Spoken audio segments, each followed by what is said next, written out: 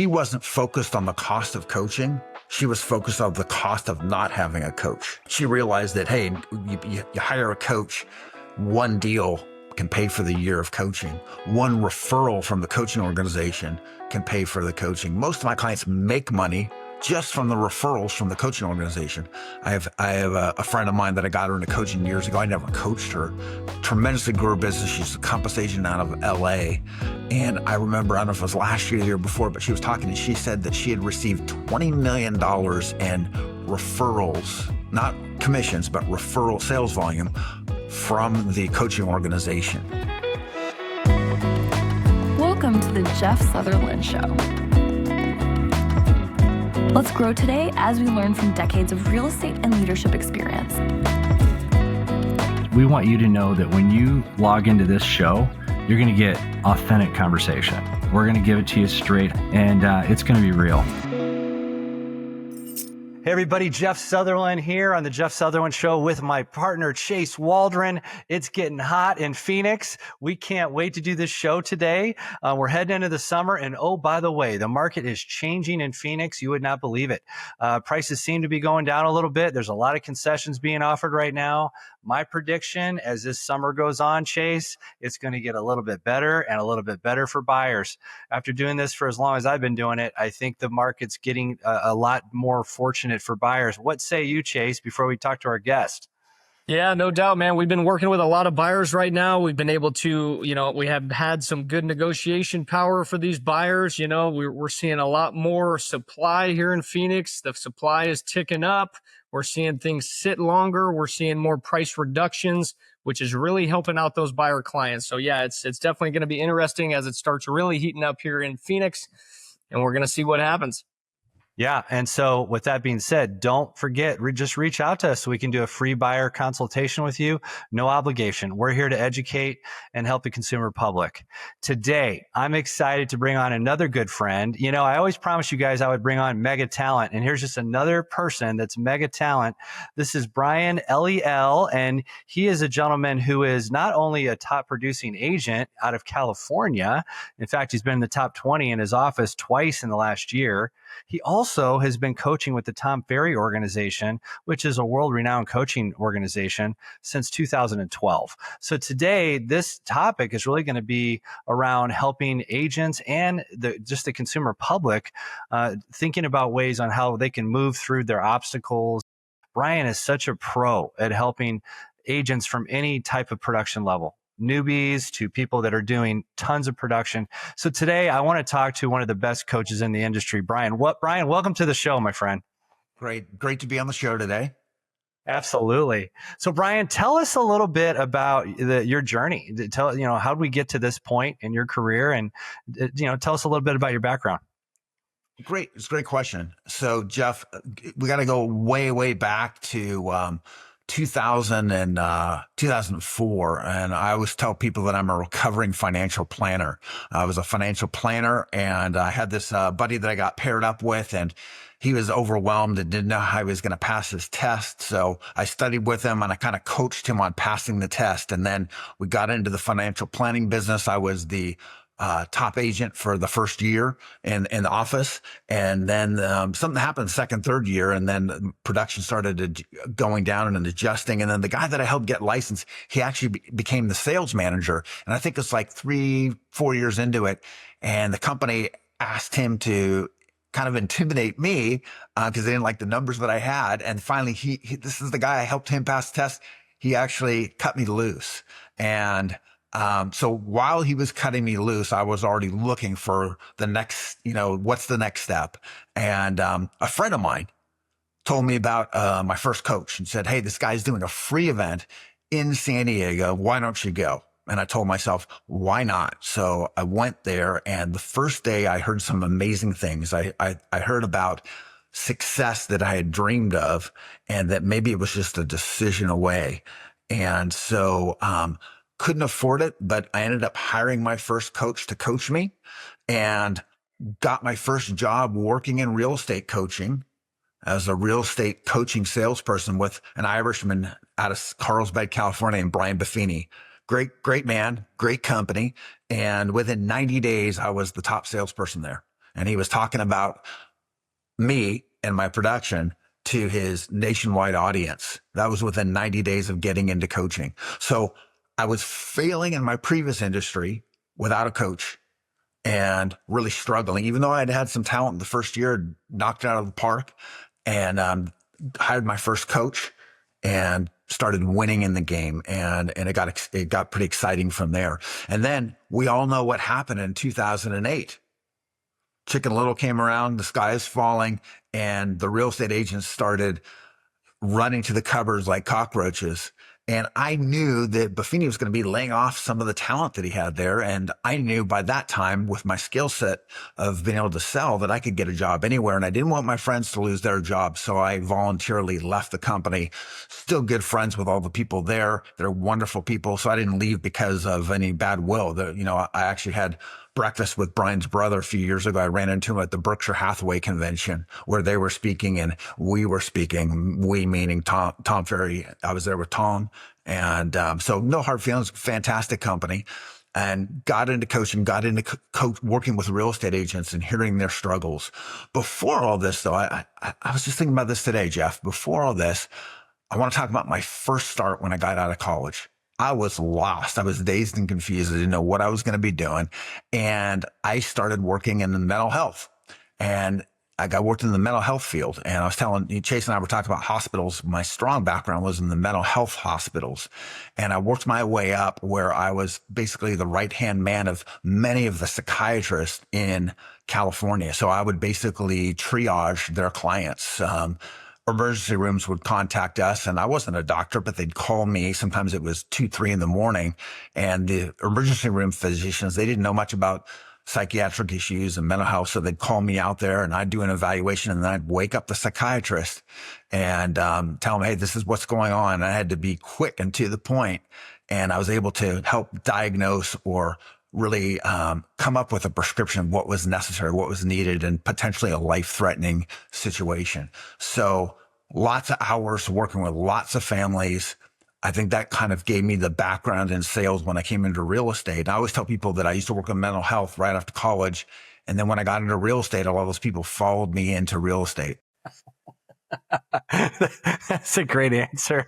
You said a couple things that really kind of made me think a little bit. We're one decision away from success.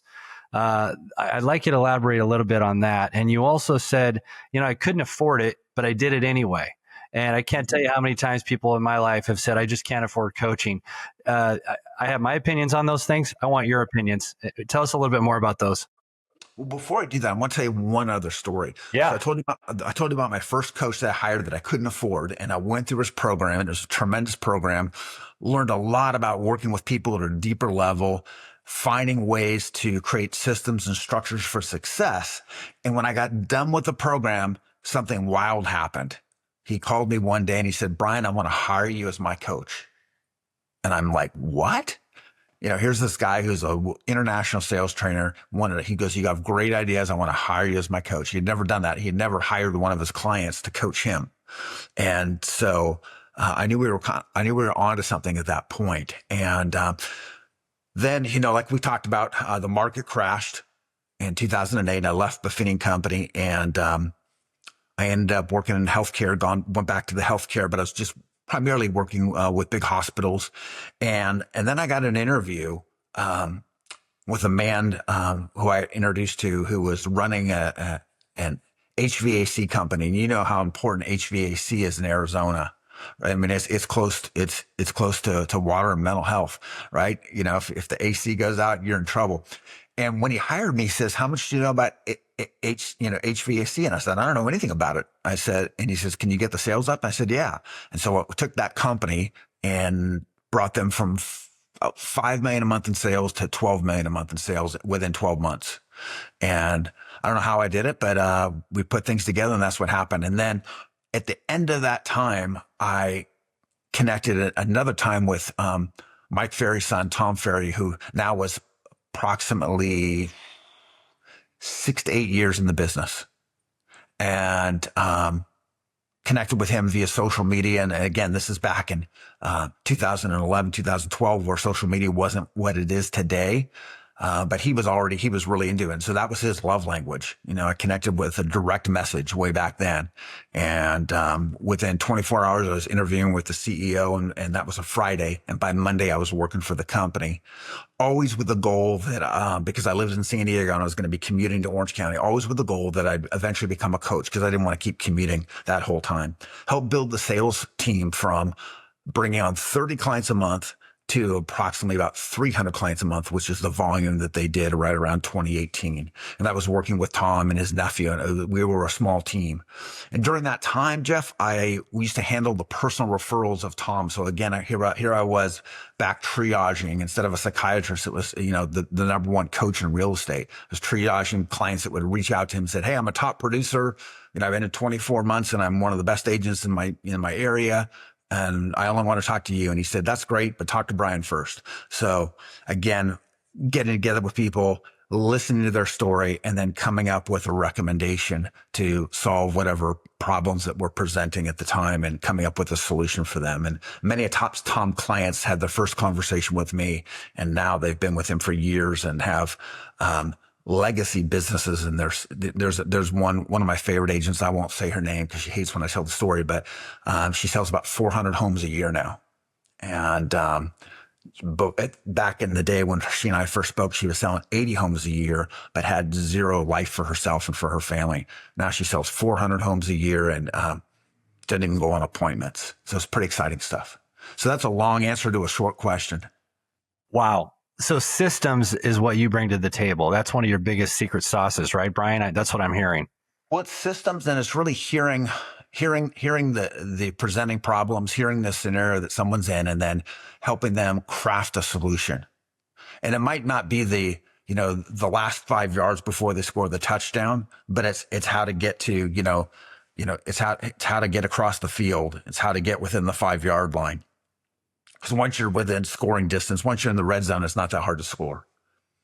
But it's often difficult, the first 10, 20, 30, 40 yards, getting out of your comfort zone and getting yourself into a rhythm where you feel like things are working. Yeah, that's insane. So from 80 deals a year, which a lot of people would look at that and think, "Oh my gosh, that is a lot of deals in 1 year." And then going to 400, I mean, that's amazing. Now I didn't coach that woman. I actually got her into our coaching, and that's before I became a coach. But I called her, and just like my wife, I followed up with her. It just wasn't 20 years. It was about, 8 months of follow up, 8 months of follow up to help her get a transformation in her business. Yeah, that is awesome, man. Brian, how many agents do you typically work with at one time? Are you, helping, I would imagine, quite a few at one time? Or Chase, that's a great question. So when I started, I started coaching the coaches first, and they didn't like that. And so I coached the coaches first, and then I transitioned just to coaching with agents. And I was doing about 30, 40 agents a year. Very difficult doing that kind of work on businesses basically all around the world. I mean, I had a guy that it was a broker owner in Tasmania. And so we used to meet every Wednesday. And for him, it was Thursday morning at 8:30 a.m. But for me, it was Wednesday afternoon around 3:00. And, but it coached agents all around the world, Canada, United States, and some other countries. And, there are differences in all those areas, and then there are similarities. The current brokers that I'm with, I got in there because they cold called me, but I wouldn't have responded to the cold call had I not had a conversation with a guy named Jason out of New Zealand. And this is probably back 2015, 2016. Jason was on the phone with me, and Jason said, "Brian, I'm in New Zealand. You guys are in the United States. How are you guys going to help me?" And I said, "Because we customize what we do for every client that we have." So we got him into coaching, helped him grow his business tremendously. And now he actually runs 3 of the offices for the number 1 agent in our company all around the world. And pretty significant. I got him to become a coach with us too for a while. He's not doing that now because he's busy running 3 offices. And so that, it's pretty phenomenal being able to talk to people from various marketplaces. I'll go from Arizona to Colorado to San Francisco to Washington State in an hour and a half, and having to get fluent with what's taking place in those markets and what are the adjustments we need to make in those markets. Each one of those is customized so that agent can get some traction and grow their business. Yeah. That's something that I didn't really even think about, was just the fact of dealing with people in different areas. Things are, there's sellers markets in some, there's buyers markets in others. So trying to navigate that and help people, that I can see how that might be challenging. Do people who have you as a coach, is this typically like a once a week meeting, or once every 2 weeks? How often are you meeting with these agents? So I used to do a lot of bi-monthly, two times a month I'd meet with them, and then others every single week. And for me, I found that I get the most traction with people when I work with them every week. Because when I'm working with them twice a month, that gives them 14 days to forget everything we talked about and get back into a rut. And if something happens where they miss a call, then it's going to be a whole 30 days between when we last spoke and the next time we spoke. And imagine if you were a baseball player or a football player or a basketball player and you met with your coach once a month. How effective would that be? And during the season, those players are with their coaches all the time. You guys like football? Of course. Yeah.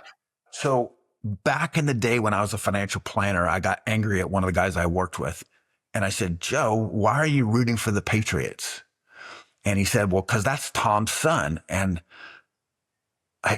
it took me a moment to realize that Tom Brady Sr. was walking around the office the week before. He had an office in San Francisco, but his partner Joe was in our office in San Diego.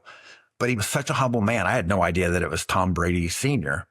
And, it's pretty interesting. But the thing is coaching is, and I'm getting off from your question, but I think it's an important point, is a lot of people don't understand what coaching is about. A lot of times people think the coaching is about the coach, or they think it's about the client. And it's really not. I always tell people coaching is not about the client. It's not about you, and it's not about the coach. It's really about the synergy between you and the coach. If you've got that synergy, then magic can happen. Wow. That's good stuff. How do you get that synergy? Let me ask that first. How do you get that? Question behind the question. In other words, the synergy takes place, Jeff, when you're connecting with somebody at the level that you're forgetting about yourself and you're entrenched and absorbed with what are they saying? How are they saying it? And then asking them more about what, a question that you ask them, the way that they respond to that, then you go deeper on that. And then when that person feels that you understand them, it's almost like, it'd be really hard for Chase and I to get to know each other if we were on Highway 10 in Phoenix, because I used to live out there, and he was going east in the morning and I was going west. It'd be really, really difficult. But if we worked at the same place and we lived in the same place and we got on the freeway at the same time, we might see each other and he'd probably flip me off because we're going down the road. But we're going in the same direction. But imagine instead of that, if I said, hey, Chase, this is nuts. I mean, gas is expensive now. Why don't we meet at, the local coffee shop and let's carpool together? So now I'm sitting in the passenger seat. We're going in the same direction. And that's how coaching works. It's good. I was looking at a graphic the other day, Brian, about the overall sales volume across the country. It had the Western region, the Midwest, the East and the South, and the majority of the transactions are happening in the Midwest and the South. And in the West side of the country, it's like 18% of the total. And so we're right in the middle of that. So are you finding agents now are starting to walk away from coaching because a lot of agents are really struggling to get by right now in some markets, not all? That's the interesting thing, right? What are you seeing as far as the trends of people coming in to get coaching or people maybe leaving? And is it a geographical thing? It's a great question. And I think it has a lot to do with the mindset of the client. I got a new client yesterday and we hit a groove right away. She wasn't focused on the cost of coaching. She was focused on the cost of not having a coach. She realized that, hey, you hire a coach, one deal can pay for the year of coaching. One referral from the coaching organization can pay for the coaching. Most of my clients make money just from the referrals from the coaching organization. I have a friend of mine that I got her into coaching years ago. I never coached her. Tremendously grew her business. She's a compass agent out of LA. And I remember, I don't know if it was last year or the year before, but she was talking and she said that she had received $20 million in referrals, not commissions, but referral sales volume from the coaching organization. So you put a number on that and you look at the cost of coaching, and it's a drop in the bucket compared to the return that you get. Now it's not automatic. She had to work for it. She had to build relationships. She had to make people feel, important. I tried to send her a referral, and within one day I had a box of, that company Crumble, those cookies. Love them. They were on the door, and I don't need to be eating those. I'm 61 and I still try to surf, as much as I can. So I don't need to be eating those, but they were delicious and they came right away. And so no wonder she gets referrals, because she makes people feel appreciated. But if she wasn't in coaching, she wouldn't have that opportunity to have that network.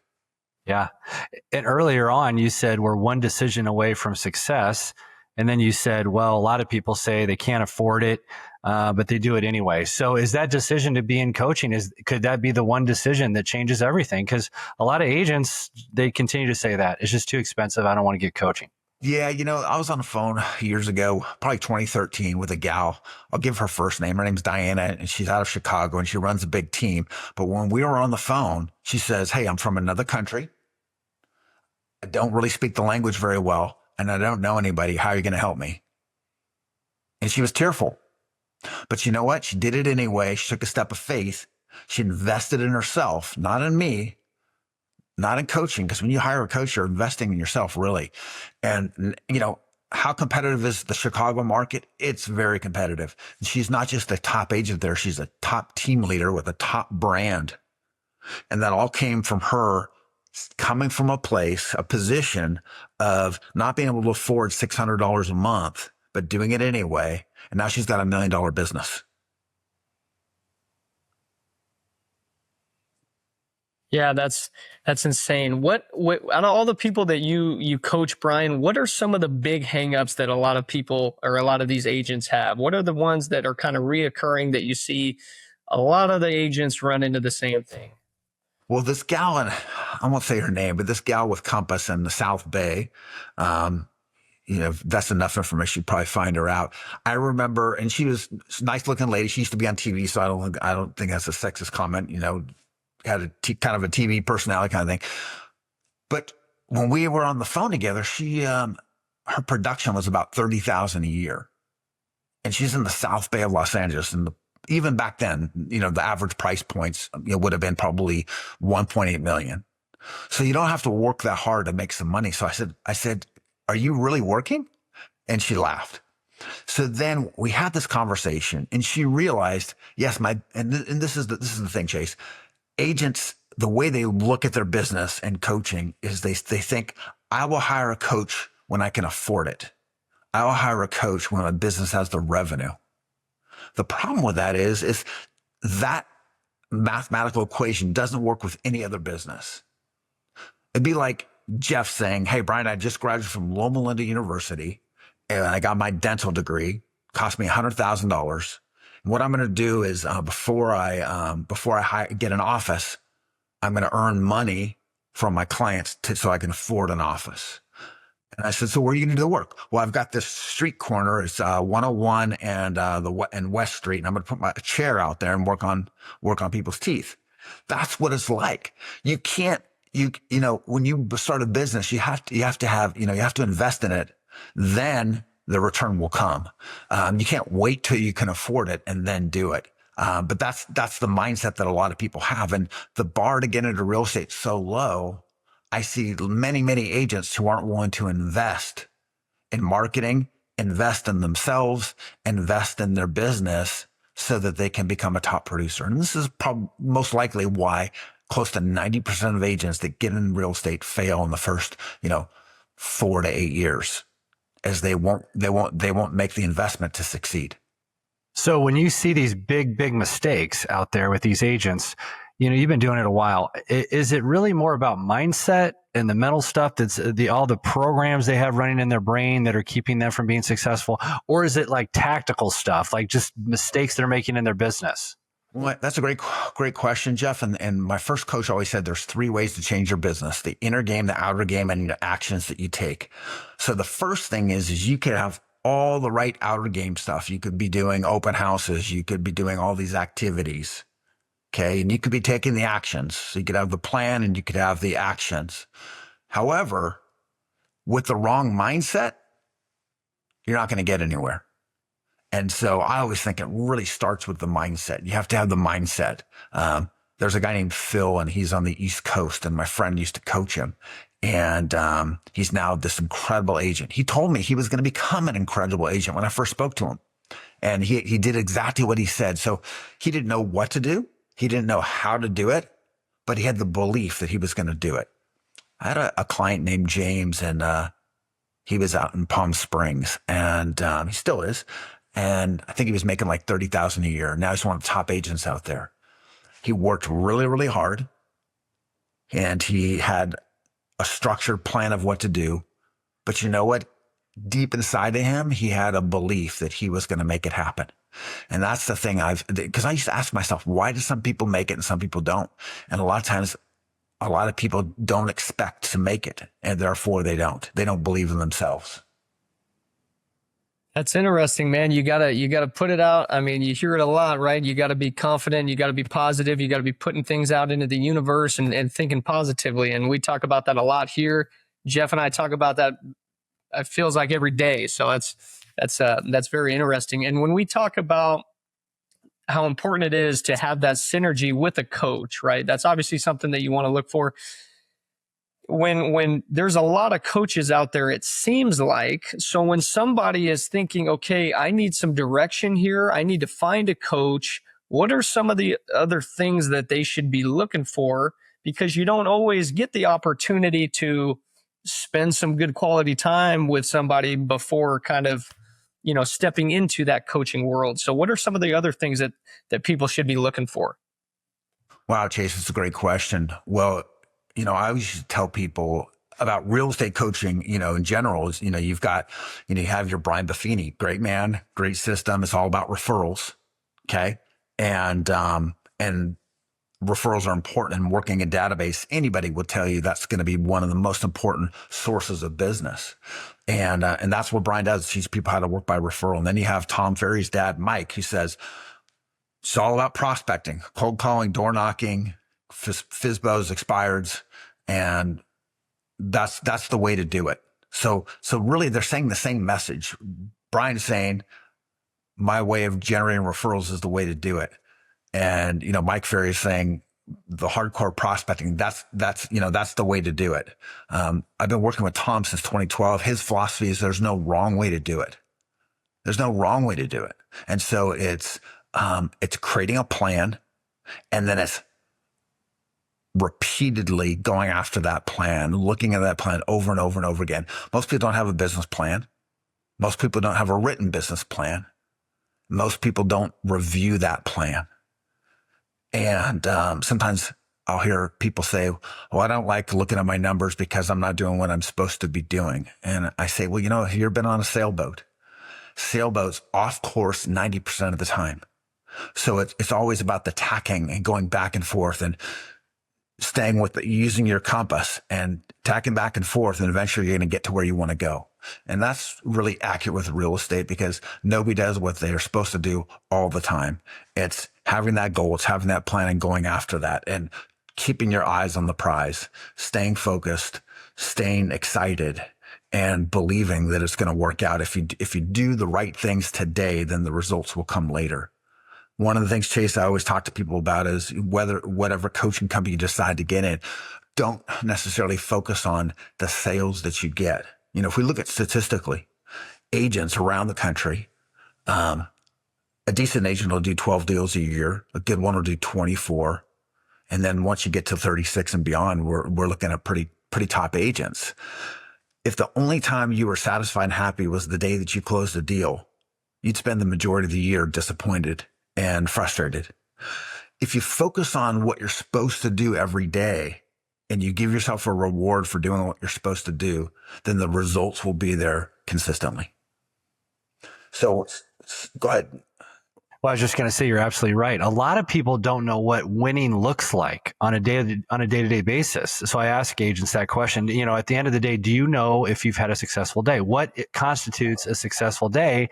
So I get them really attached to the activities and detached from the results. And you help them to celebrate those victories. If you had a day of great reaching out, you've hit all your activities, you've written your notes, you've made your calls, you've sent CMAs out, you've done all these things, that's a victory day right there, right? So we got to kind of hold on to those things, and they will turn into closings. Now, what I've seen is I call agents around the country, okay? And lately I've been calling a lot of people in my own, metro area, Phoenix, and we've had such a slowdown. I'd say about 90% of the agents.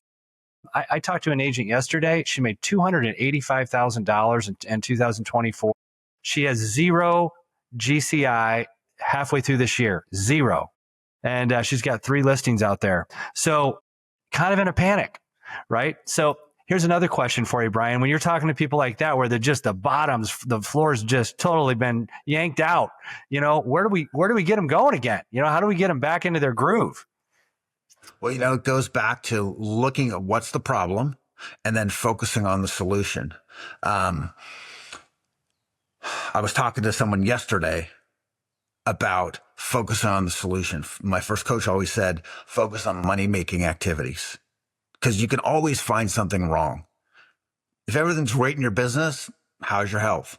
How's your fiscal health? Something always is going to be wrong. So the focus on money-making activities, because whatever's wrong in your life, if you're making some money, it's going to be a little less painful with some money than without some. Yeah. I think a lot of agents don't even know the difference sometimes between money-making activities and non-dollar productive activities. They think they're busy, they think they're productive, but they're not. Well, we talked about football earlier, and, football is, I always tell people, football is a contact sport. Real estate's a contact sport. If you're not making contacts, you're going to lose. If you don't have scores on the board, you're going to lose. Who's going to want to hire you if you haven't had any sales? I've got a brand new agent that I'm working with. I said, hey, you might not have the best listing appointment, but your job right now is to get an appointment and bring an agent from your office with you and split it, because then you get a score on the board. Yes. I said, you can go to that appointment, and if you don't win the listing, then what if you're leaving with nothing? 50% of something is better than 100% of nothing every day. But it brings up a point about 2020, 2025. 2021, 2022, 2023, those were kind of magic years. It's kind of like, spitting at the wall and, something's going to stick. That's not what it's like now. So I've got a great agent here in Arizona where you are. And when I first started working with her, she was fairly challenged with a lot of things in her business, but we got out of her head and got her into action. Now she's one of the top producing agents with a top producing brand in Phoenix. She's got 3 $2 million listings. And so the job today in 2025, it's not necessarily just about getting the listings. It's also about keeping your job. So do you know what you need to do to keep your job? Because if a listing's not, selling in 4 days, and I did that last year with my friends. I got, there was 5 listings in a small little weird neighborhood that was totally secluded. Those other 5 listings didn't sell. I got my friend's house sold in 5 days with like 6 offers. So even in 2024, we could do that. It's just making sure that you've got a game plan for, who you're looking at. One of the things I always loved about Tom Brady is people always said that he always studied the tape. He always studied the game. What did his game look like yesterday on Sunday? What were his competitors he's going to be playing? What does the tape say about them? So he always was studying the plays. And what you want to do is you want to run plays that work. And that's the key, is finding out what are the plays that we need to do in 2025 to win. And I use those very words all the time when I talk to sellers. Hey, I'm studying the market today. This is what I'm finding. Because if you don't talk to your sellers, they get nervous. I mean, if there's no communication, they're going to get very anxious. So right now, if you have a listing, you need to over communicate. one call a week is not going to cut it, in my opinion. Sometimes I'm talking to my sellers almost daily. It's a relationship you have to build, and so instead of just going, hey, I'm just checking in with you, Brian, hope everything's okay. Didn't have any showings this week. Maybe next week we'll do better.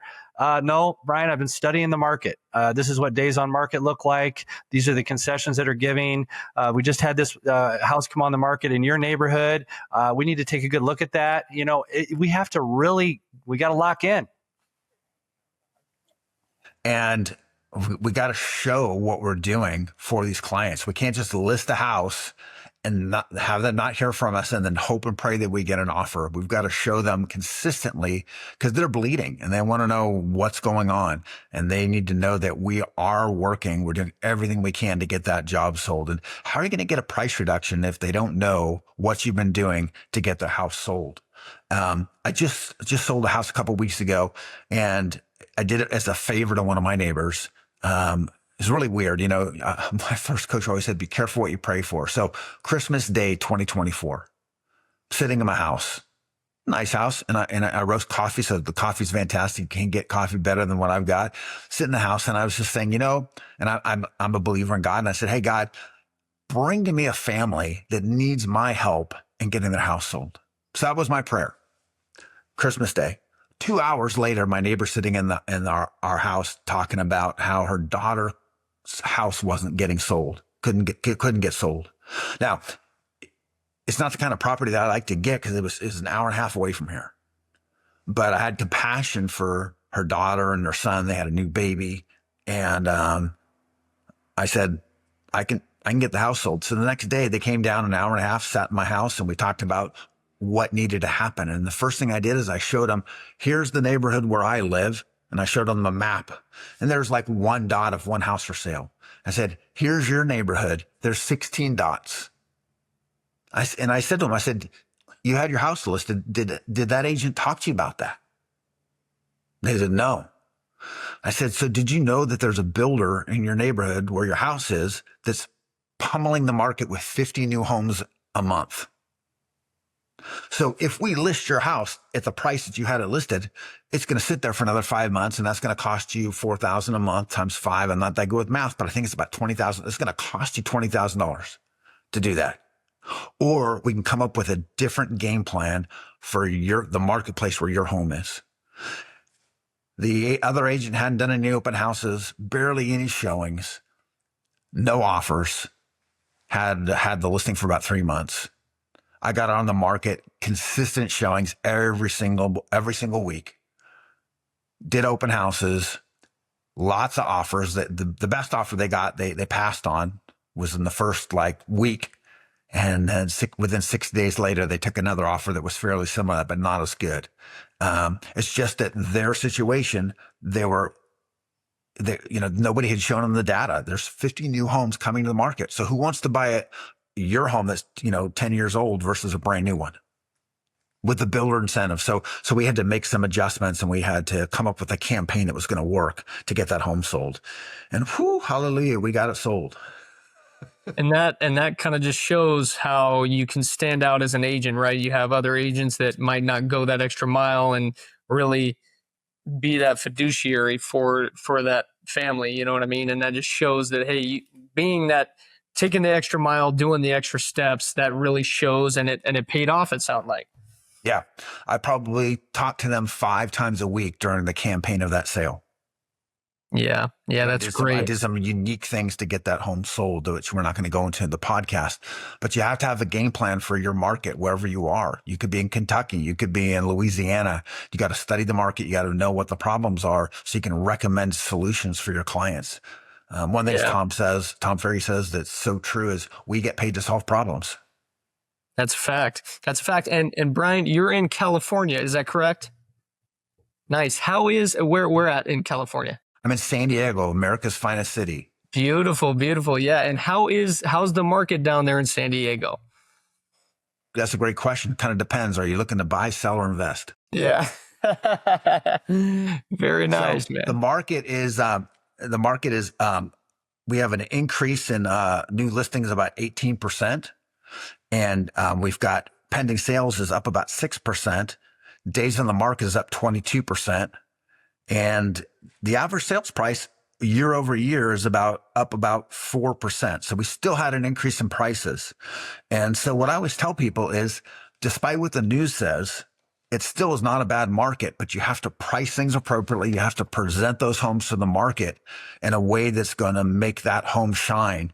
And then you've got to promote that property so that, people can go and listen. When I was talking about that house that was an hour and a half from here, I said, look, there's actually in your zip code, there's 70 homes for sale.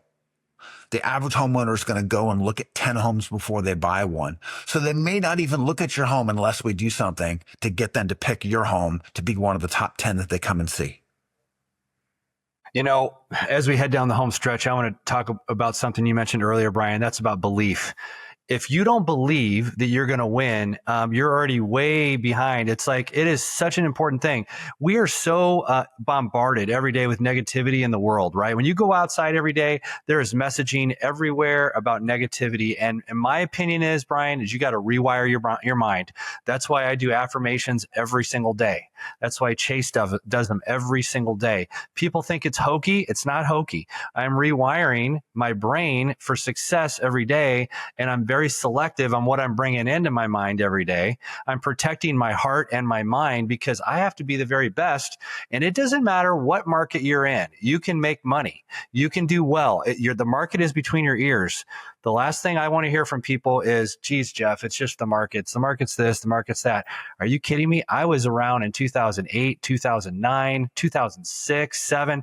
Those were brutal times, right? And I believe, especially if you're a veteran agent and you've been around that long, man, this is opportunity time. There's always opportunities in every market. You just have to open your mind up to it. You know what I mean? Yeah. I brought a little gift to the call today. So I want to give this gift to your listeners. It's an affirmation. So I always used to teach my clients this. There may not be enough homes to sell for all the agents, but there's enough for me. Now, there's approximately 1 million agents in the United States. There may not be enough homes for all those agents to sell and make a living, but there's enough for me. Brian, this has been such a joy. I've learned so much talking to you. I'm sure Chase feels the same. How can people get a hold of you? And thank you for blessing us with all your knowledge today. This has been great. So how can people get to know you and get a hold of you? Yeah, they can get a hold of me through my website, northcountyrealestateteam.com, or on Instagram at North County Real Estate Team. And you can send me a message. And as long as you're not trying to get me to buy Bitcoin, we could probably have a good conversation. Awesome. I'll give you the last word, Brian. Anything else you wanted to say today that we didn't talk about that's on your heart? Yeah, if you treat your business like a hobby, it's going to cost you like a hobby. If you treat your business like a business, it's going to pay you like a business. Boom. Brian, thank you. What a joy. For Chase and I, we're just here to say thank you. We're on a roll with this podcast. Keep letting us know what you want to hear and who you want to hear from. We're up about 500 subscribers and only been doing this about 6 months. We're excited. We're excited about the future. Chase and I are excited about life out in here in Phoenix. Great place to live. By the way, the job market's smoking good out here. Let us know how we can support you. And Brian, once again, thank you for your time today. It's been great. Hey, it's great being with you both. Chase, it's great to meet you. And Jeff, I'll see you next week. Great to meet you, Brian. Thank you, Jeff. Thanks a lot, Brian.